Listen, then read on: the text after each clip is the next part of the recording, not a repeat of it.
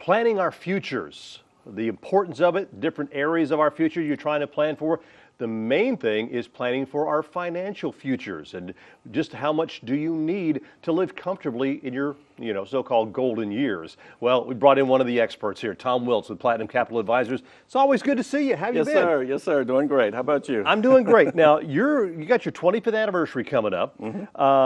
Tell us some of the things that you have seen change. I know things have changed over the years as to things that you have seen as far as planning our future. Okay. Well, Jim, actually that's interesting because speaking of changes, when I first started the business in '91, it was actually a much higher statistic of people retiring then at a level of comfort that they wanted to achieve. Believe it or not, the most recent stats we've seen is that only about 43% of people out there are actually achieving their level or their goals, their level of comfort or goals where they want to be in retirement. And that's a concern, and so, the bread and butter of my business naturally is seniors. They say seniors hold the wealth of the country and the world, so that's my bread and butter and where I do most of my business. But to be honest with you, I'm really trying now really hard to get in touch with a lot of the young people out there, get them started. As we, like you mentioned a moment ago or alluded to it, failure to plan is planning to fail.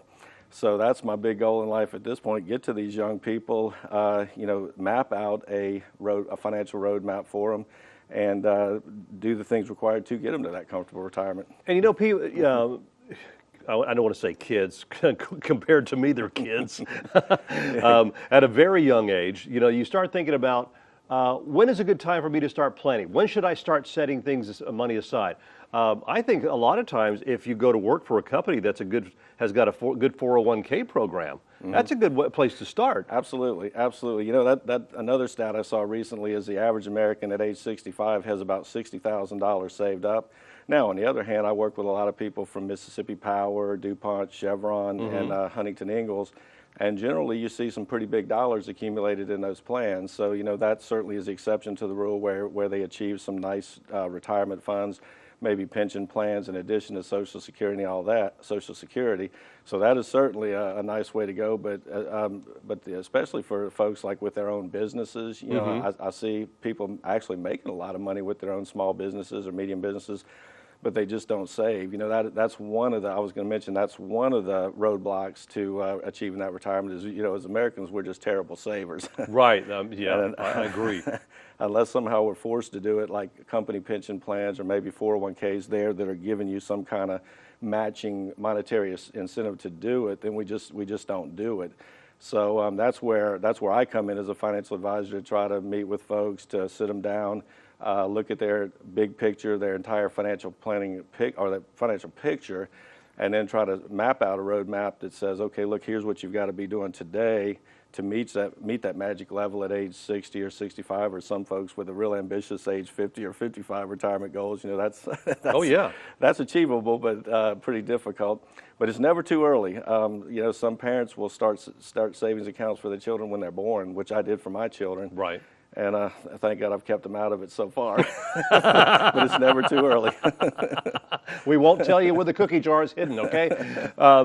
And unfortunately, there are those that they might think that I'll get my Social Security when I retire, and I can probably live off of that. But it seems like nowadays that dollar doesn't go as far as it used to, and you cannot depend on that Social Security check. Yeah, and there's some things there that kind of concern me in the future. The inflation has been very low for a couple of years, over a decade now, and the Federal Reserve has made monetary policy very liberal lately. But I'm afraid all that's getting ready to change. I'm afraid that the cost of living is going to start going up moving forward. Inflation is going to pick up, maybe raise its ugly head in the future.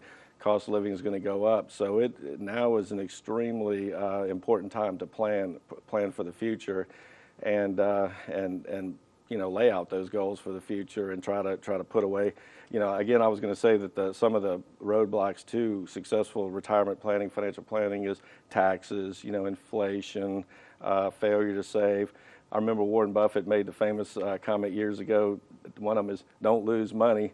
Number one rule of thumb: don't lose money. The second rule of thumb is remember rule number one. And I'm afraid the market's getting ready to probably get a little more turbulent moving forward here. So I'm trying to help prep my clients for that moving forward, so that we try to prepare for more volatile markets and turbulent markets moving forward. I hope today, it was pretty turbulent today, and I hope that's not an indicator of over the next coming weeks and months. But I think it's going to be a little more turbulent. So we've got to plan for all those type of things. Well, most people wonder, what should I do as far as, where should I invest my money? What should I do with my money? Depending on I guess some of it depends on your age. Where you want to start. Whereas if you're in your early 20s wanting to start out, it's going to differ where you want to, kind of invest your money or start saving, like the 401ks we were talking about. Right. Then when you get into your mid 30s, your mid 40s, or on up like that. So that's why it's good to come and talk to someone like you. Absolutely. See exactly where you stand. Yeah, that brings up a great point, is we always want to do a risk assessment of folks when they come in. When you're younger, you can afford to be more aggressive. As we get older, like say you and I are climbing the ladder a little bit more. So I'm like, I don't mind saying this. I'm like 7-8 years away from that magic number, 66 years old, to retire. So you really you start thinking about those things. Yeah. Well, yeah, and again, the theory is when we're younger, you can afford to take more risk, be more aggressive, and if you lose some back in those younger years, you have plenty of time to recover and grow. Then when we get older, you just can't afford to take those risks anymore, and that's where a lot of people really cut their nose off to spite their face, is being too aggressive going into that home stretch, and maybe the market corrects or tanks like we've seen twice in the last 15 years. And the next thing you know, they can't retire. So that we want to build these investment portfolios solid.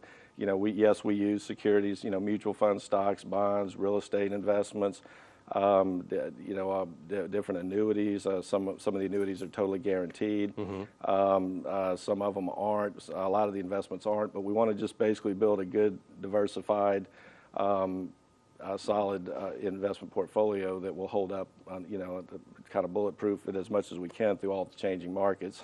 and like you said, Tom, I mean, it changes all the time.